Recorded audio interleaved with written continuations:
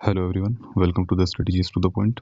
आज हम लोग पढ़ने वाले हैं 2026 के दूसरे सप्ताह के द हिंदू और द इंडियन एक्सप्रेस के सम्मिलित करंट अफेयर्स को एमसीक्यू की फॉर्म में। तो चलो शुरू करते हैं। पहला सवाल है हमारा, निम्नलिखित में से कौन सही रूप से वेनेजुएला की राजधानी और उससे संबंधित विवरण को दर्शाता है। आपके ऑप्शन है आपके सामने, आप इसको पॉज करके अटेम्प्ट करो। इसका उत्तर हो जाएगा ए, कैराकास। देखो, इसका एक्सप्लेनेशन ऐसा है कि यह एंडीज पर्वतमाला के निकट स्थित है और देश की सबसे अधिक जनसंख्या वाला शहर है। दूसरा जो है वो है वेनेजुएला की राजधानी कैराकास से। ये व्याख्या हम लोग देख रहे हैं। यह शहर एंडीज पर्वतमाला के पूर्वी किनारे पर स्थित है और देश का सबसे बड़ा और सबसे जनसंख्या वाला शहर भी है। माराकाइबो जो है वो तेल उद्योग का प्रमुख केंद्र है, लेकिन राजधानी नहीं है। ध्यान रखना है, काइबो जो है तेल उद्योग का प्रमुख केंद्र है, लेकिन राजधानी नहीं है। कैराकास जो है वो समुद्र तट के सीधे स्थित नहीं है। यह समुद्र से लगभग 15 से 20 किलोमीटर अंदर है। और वेलेंसिया जो है यह एक बड़ा औद्योगिक शहर है, लेकिन राजधानी ये नहीं है। ठीक है, अब आगे बढ़ते हैं। दूसरा सवाल है हमारा, निम्नलिखित में से कौन सा कथन सही है। चलिए आप इसको अटेम्प्ट करिए।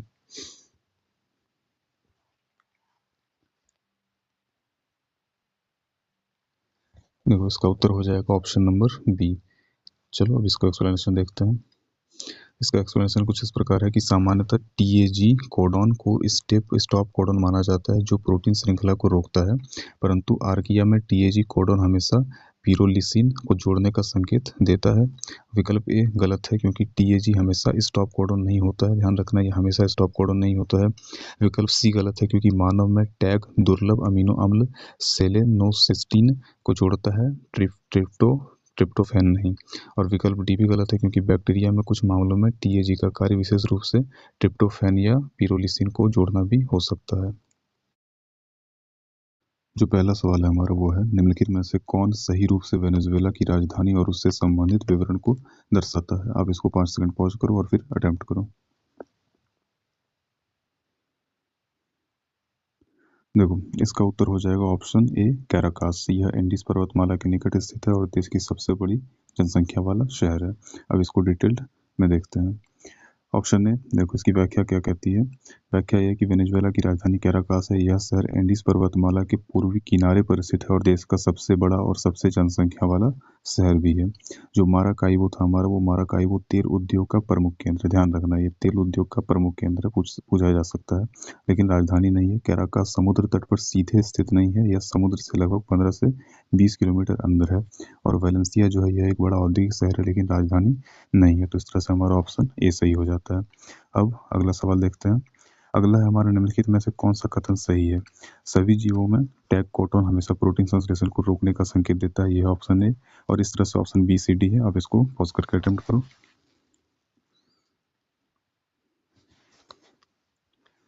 देखो, इसका उत्तर हो जाएगा ऑप्शन बी। कुछ आर्किया में टैग कोडॉन एक दुर्लभ अमीनो अम्ल पिरोलिसिन को भी कोड कर सकता है। चलो अब आगे इसकी व्याख्या देखते हैं। इसकी डिटेल व्याख्या ये कहती है कि सामान्यतः टैग कोडॉन को स्टॉप कोडॉन माना जाता है जो प्रोटीन श्रृंखला को रोकता है, परंतु कुछ आर्किया में टैग कोडॉन हमेशा पिरोलिसिन को जोड़ने का संकेत देता है। विकल्प ए, ऑप्शन ए गलत है, क्योंकि टैग हमेशा स्टॉप कोडॉन नहीं होता है। ध्यान में रखना है। विकल्प सी भी गलत है, क्योंकि मानव में टैग दुर्लभ अमीनो अम्ल सेलेनोसिस्टीन को जोड़ता है, ट्रिप्टोफैन नहीं। तो विकल्प डी भी फिर गलत हो जाता है, क्योंकि बैक्टीरिया में कुछ मामलों में टैग का कार्य विशेष रूप से ट्रिप्टोफैन या पिरोलिसिन को जोड़ना भी हो सकता है। ठीक है, अब आगे बढ़ते हैं। आगे हमारा क्वेश्चन नंबर 3, निम्नलिखित में से कौन सा कथन गिग वर्कर्स के लिए प्रस्तावित सामाजिक सुरक्षा नियमों के संदर्भ में सही है। आप इसको पॉज करो और फिर सॉल्व करो।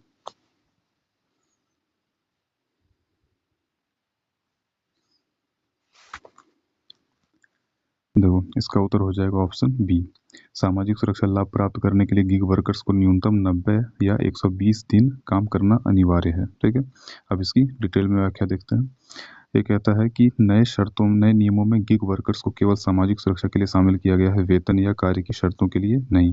सामाजिक सुरक्षा के लिए पात्र होने के लिए गिग वर्कर्स को एक ही प्लेटफॉर्म पर कम से कम 90 दिन या कुल मिलाकर 120 दिन विभिन्न प्लेटफॉर्म पर काम करना होगा। यानी कि जैसे कि एक हो गया जोमेटो, एक हो गया स्विगी। तो यहाँ पर या तो किसी एक में 90 दिन काम करो, या दोनों मिला करके जो है एग्जाम्पल के लिए सिर्फ दोनों मिलाकर के 120 दिन काम करो या फिर कोई और मिलाकर के 120 दिन काम करो, तब जाकर के आपको सामाजिक सुरक्षा के लिए पात्र आप माने जाएंगे, गिग वर्कर्स माने जाएंगे। और अभी तक जो है नियमों में छुट्टियां मातृत्व या बीमारी के लिए विशेष सुरक्षा स्पष्ट रूप से शामिल नहीं है। गिग वर्कर्स को अपने कार्य और आय डेटा पर विवाद करने का अधिकार नहीं देने का प्रस्ताव नहीं है, बल्कि भविष्य में सुधार की जरूरत बताई गई है। ये थी इसकी व्याख्या। अब आगे आते हैं अगले सवाल पर। अगला सवाल है, शांति बिल के संदर्भ में निम्नलिखित कथनों पर विचार कीजिए। चलिए पॉज करके इसको आप पहले सॉल्व करिए।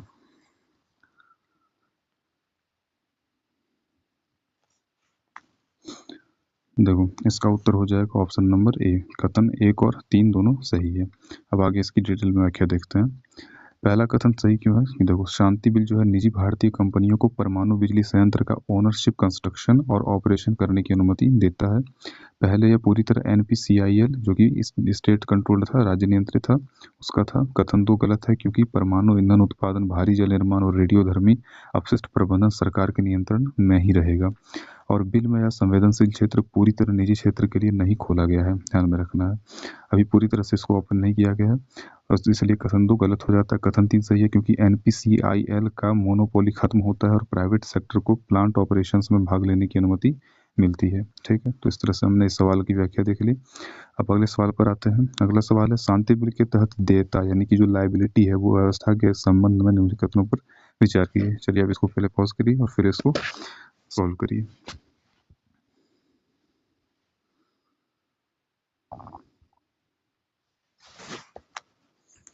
देखो इसका उत्तर भी हो जाएगा ऑप्शन ए, केवल कथन 1 और 3 दोनों सही है। आगे इसकी व्याख्या देखते हैं डिटेल में। देखो स्मॉल मॉड्यूलर रिएक्टर्स यानी कि एसएमआर्स के लिए ऑपरेटर लायबिलिटी 100 करोड़ रुपए तय है। कथन 2 गलत है क्योंकि शांति बिल में सप्लायर लायबिलिटी हटाई गई है। पहले के नियमों में सप्लायर जो है वो अकाउंटेबल था, अब बिल के अनुसार ऑपरेटर के ऊपर जो है लायबिलिटी आती है, सप्लायर को कोई जिम्मेदारी नहीं है अब। कथन 3 सही है क्योंकि ऑपरेटर की निर्धारित सीमा से अधिक लायबिलिटी यूनियन गवर्नमेंट और न्यूक्लियर लायबिलिटी फंड वहन करेगी। ठीक है, चलो अब आगे देखते हैं छठा सवाल।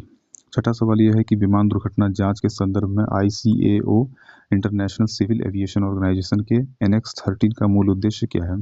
बड़ा ही आसान सा सवाल है, पॉज करके इसको सॉल्व करो।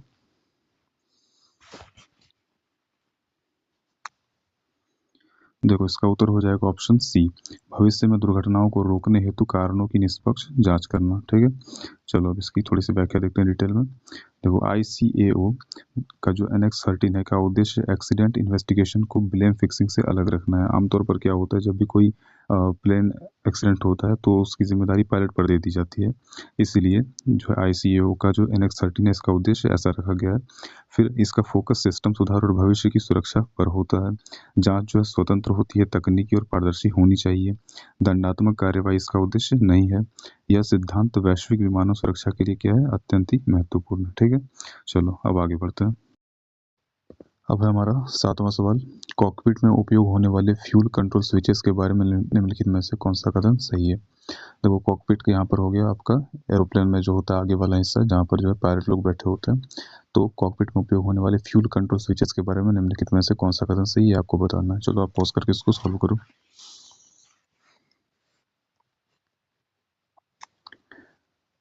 देखो इसका उत्तर हो जाएगा ऑप्शन सी, इन्हें केवल यांत्रिक रूप से जानबूझकर संचालित किया जा सकता है। ठीक है, चलो अब इसकी डिटेल व्याख्या देखते हैं। यह है कि fuel control switches spring loaded और गेटेड होते हैं। इन्हें ऊपर उठाकर और मैनुअली मूव किया जाता है। ये इलेक्ट्रिक फेलियर या सॉफ्टवेयर ग्लिच से अपने आप नहीं बदलते हैं, इसलिए इनके संचालन से जुड़े डेटा को दुर्घटना जांच में अत्यंत संवेदनशील माना जाता है। क्योंकि कई रिपोर्ट्स ये जो है सुझा रहे थे कि जो AI-171 जो एयरक्राफ्ट था, सॉरी एरोप्लेन था, वो जो क्रैश कर गया था अहमदाबाद में, तो उसमें जो फ्यूल स्विच था वो ऑटो कट हो गया था, अपने आप जो है वो ऑफ हो गया था एक तरह से, तो इसलिए वो दुर्घटना घटी, ऐसे रिपोर्ट्स में सुझाया गया था। तो इसलिए ये सवाल यहाँ पर बन सकता है। नेक्स्ट नेक्स्ट है हमारा 8वां सवाल, जलवायु परिवर्तन से निपटने में घास भूमियों ग्रासलैंड्स के महत्व के संदर्भ में निम्नलिखित में से कौन सा कथन सही है।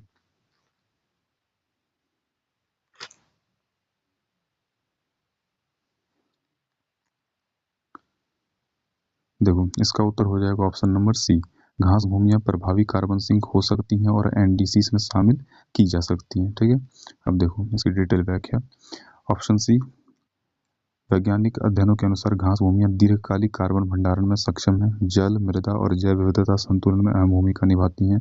इन्हें एनडीसी नेशनली डिटरमाइंड कंट्रीब्यूशंस में शामिल करने से जलवायु शमन और अनुकूलन मिटिगेशन प्लस एडेप्टेशन दोनों को लाभ होता है। ठीक है, अब आगे देखो 9वां सवाल, राइट टू डिस्कनेक्ट के संदर्भ में निम्नलिखित में से कौन सा कथन सबसे उपयुक्त है। चलो अब इसको पॉज करके पहले सॉल्व करो।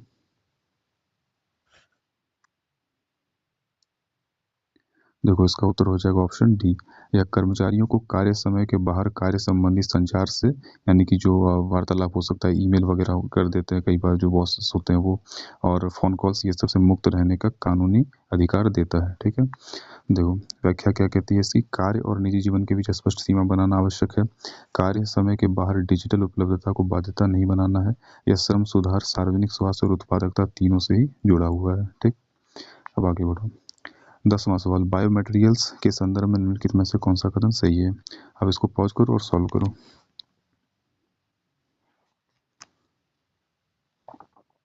देखो इसका उत्तर हो जाएगा option number D. Biomaterials Bharat की जीवाश्म आधारित आयात निर्भरता को कम कर सकते हैं। ठीक है, अब आगे देखते हैं। बायोमटेरियल्स क्या है कि कृषि फीड स्टॉक और अवशेषों से बनाए जा सकते हैं। प्लास्टिक और रसायनों के लिए फॉसिल बेस्ड इंपोर्ट्स पर निर्भरता घटाते हैं। ड्रॉप इन बायोमटेरियल्स मौजूदा प्रणालियों में ही उपयोग होते हैं, इसलिए क्या है विकल्प सी सही है। ठीक है, अब आगे देखो 11वां सवाल, यूरोपीय संघ के carbon border adjustment mechanism CBM के संदर्भ में निम्नलिखित कथनों में से कौन सा कथन सही है। अब इसको पॉज करो और इसको सॉल्व करो।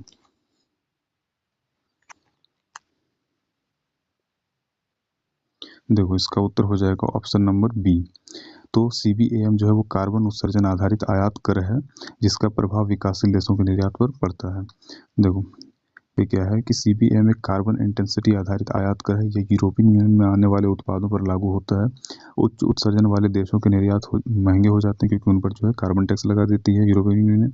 इसका प्रभाव जो है विशेष रूप से भारत जैसे विकासशील देशों पर पड़ता है। ठीक है, 12वां सवाल है हमारा, भारत में निजी प्रकृति आरक्षित क्षेत्रों प्राइवेट नेचर रिजर्व्स के संदर्भ में निम्नलिखित में से कौन सा कथन सही है। चलिए आप इसको पहले अटेम्प्ट करिए। देखो इसका उत्तर हो जाएगा ऑप्शन नंबर सी। सही ढंग से प्रबंधित निजी आरक्षित क्षेत्र जो है वो संरक्षण और स्थानीय आजीविका दोनों को संतुलित कर सकते हैं। अब इसको जो है डिटेल में देखते हैं। देखो यदि निजी आरक्षित क्षेत्रों में मानव दबाव सीमित हो, प्राकृतिक पुनर्स्थापन को प्राथमिकता मिले, स्थानीय समुदायों को शामिल किया जाए, तो ये वन्यजीव संरक्षण सतत यानी कि सस्टेनेबल यानी कि लगातार, पर्यटन जो है एक स्थानीय रोजगार, तीनों को साथ साथ क्या कर सकते हैं, साथ सकते हैं। ठीक है, अब आगे देखो 13वां सवाल, भारत की जलवायु नीति के संदर्भ में निम्नलिखित में से कौन सा कथन सही है। चलो इसको पहले पॉज करो फिर अटेम्प्ट करो।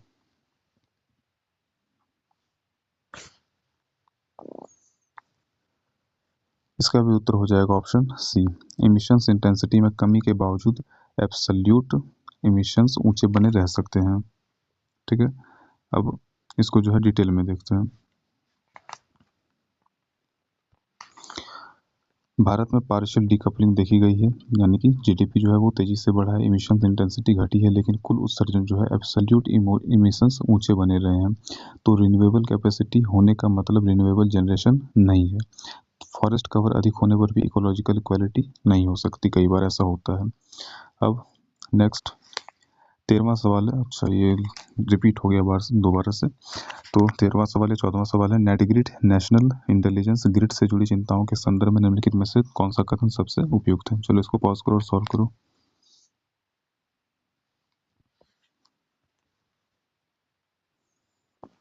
इसका उत्तर हो जाएगा ऑप्शन ए।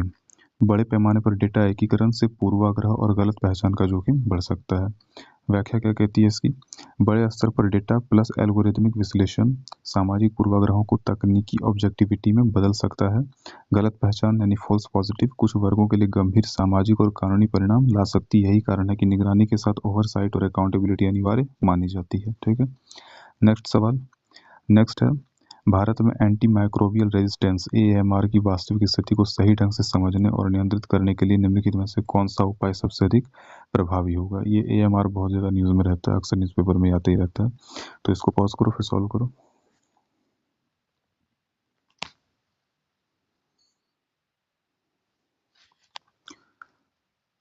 इसका उत्तर हो जाएगा option C. One health approach के तहत प्राइमरी, सेकेंडरी और प्राइवेट हेल्थ फैसिलिटीज़ को सर्वेलांस नेटवर्क में शामिल करना। अब इसकी व्याख्या देखते हैं। व्याख्या ये कहती है कि AMR यानी कि एंटी माइक्रोबियल रेजिस्टेंस एक मल्टी डायमेंशनल समस्या है। मानव, पशु, पर्यावरण ये तीनों को प्रभावित करता है। केवल टेरिटरी हॉस्पिटल्स पर निर्भर सर्विलांस देखो कम्युनिटी प्रिवेलेंस को नहीं दर्शाता है।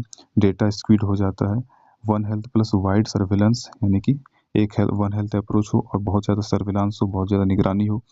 एक्यूरेट नेशनल पिक्चर जो है वो प्रोवाइड करे कि दरअसल देश की स्थिति क्या है AMR के संदर्भ में, और एविडेंस बेस्ड पॉलिसी मेकिंग वो संभव हो सके। तो यही जो है WHO और AMR विशेषज्ञों द्वारा सुझाया गया सबसे संतुलित उपाय है। ठीक है, अब आते हैं अगले सवाल पर। भारत के अंतरिक्ष कार्यक्रम के भविष्य के संदर्भ में निम्नलिखित कथनों पर विचार कीजिए। इसको पॉज करो फिर सॉल्व करो।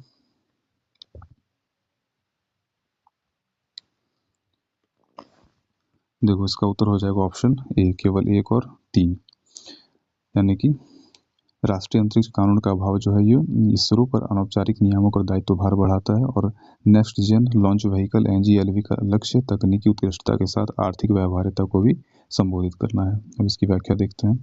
कथन एक सही है। स्पेस लॉ की अनुपस्थिति में ऑथराइजेशन, लाइबिलिटी और फेलियर रिस्पॉन्सिबिलिटी जो है अस्पष्ट रहती है। इसरो को डिफॉल्ट अथॉरिटी बना दिया जाता है, यानी कि सब काम इसी को करना पड़ता है। बहुत सारी टेक्निकलिटीज़ होती हैं, उसमें बहुत सारे जो है अप्रूवल देना पड़ता है। तो इसरो एक तरह से ब्यूरोक्रेसी का भी काम एक तरह से संभाल रही होती है। जो डिसीजन मेकिंग प्रोसेस है वो भी ये संभाल रही होती है, और बाकी जो टेक्निकल एस्पेक्ट्स हैं वो भी संभाल रही होती है। इसलिए ये बात यहाँ पर बोला गया कि डिफ़ॉल्ट अथॉरिटी बना दिया जाता है। तो ये जो है ऑप्शन ए में, कथन 1 में था। कथन 2 जो है वो गलत है, क्योंकि आज की स्पेस इकोनॉमी में रीयूजेबिलिटी, मैन्युफैक्चरिंग डेप्थ और कॉस्ट इफिशियंसी उतनी ही महत्वपूर्ण है, केवल लॉन्च कैपेबिलिटी पर्याप्त नहीं है। फिर कथन 3 सही है, क्योंकि NGLV को high payload plus reusability plus economic launch के रूप में डिज़ाइन किया जा रहा है। यह तकनीकी और वित्तीय दोनों प्रतिस्पर्धा को ध्यान में रखता है। ठीक है, अब आगे बढ़ते हैं। आगे है हमारा ड्रग्स एंड कॉस्मेटिक्स एक्ट 1940 के अंतर्गत हालिया कंपाउंडिंग व्यवस्था के संदर्भ में निम्नलिखित कथनों पर विचार कीजिए। चलो इसको पॉज करो फिर इसको सॉल्व करो। देखो इसका उत्तर हो जाएगा ऑप्शन नंबर ए। कथन केवल 1, 2 और 3 सही है। अब आगे बढ़ते हैं, व्याख्या देखते हैं इसकी।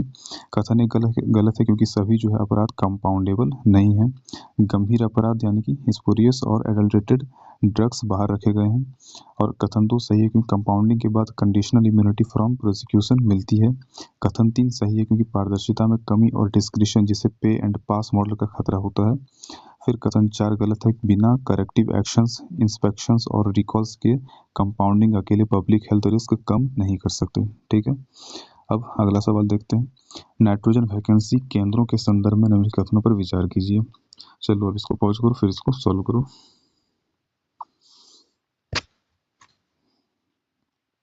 देखो इसका उत्तर हो जाएगा ऑप्शन बी, केवल एक और 3। अब इसकी व्याख्या देखते हैं। व्याख्या ये कहती है कि NV सेंटर्स नियंत्रित क्रिस्टल दोष हैं और स्पिन कोहेरेंस बनाए रखते हैं। कथन 2 गलत है। NV सेंटर की विशेषता ही यह है कि वे रूम टेम्परेचर पर कार्य करते हैं। कथन 3 जो है वो सही है, क्योंकि ग्रीन लेजर जो है रेड एमिशन करता है, तो इमिशन की तीव्रता से स्पिन स्टेट बढ़ी जाती है। कथन 4 गलत है। नई खोज के अनुसार जो स्पिन स्पिन इंटरेक्शन है हमेशा जो है नुकसानदेह नहीं होती है, बल्कि सुपर रेडिएंट मेजर को सस्टेन करने में सहायक हो सकती है। ठीक है, अब आगे बढ़ते हैं। 18वां सवाल है हमारा, पौधों पर ध्वनि साउंड के प्रभाव के संदर्भ में निम्नलिखित में से कौन सा कथन सही है। चलो इसको पॉज करो और इसको सॉल्व करो।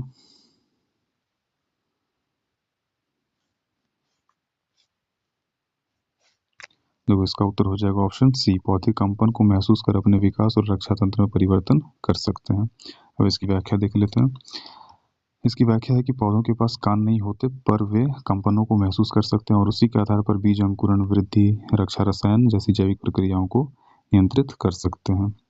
चलो यही था हमारा आज का ये सब 18 सवाल पिछले वीक का। उम्मीद करता हूँ आपको ये पसंद आया होगा। देखने के लिए बहुत बहुत धन्यवाद।